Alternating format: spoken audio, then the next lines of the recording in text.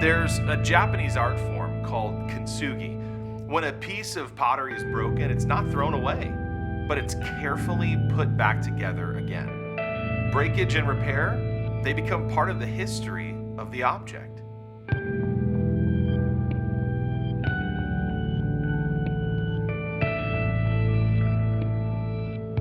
Breakage and repair is part of the history of humanity ever since Adam and Eve sinned in the Garden of Eden.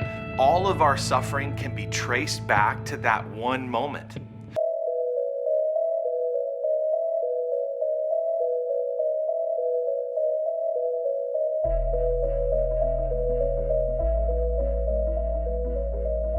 In Kintsugi, the cracks of the pottery are mended with gold. The gold accentuates the cracks. It calls attention to both the brokenness and the restoration. The bowl, it's not going to look the same, but in the hands of a master artist, it will be more beautiful than ever before.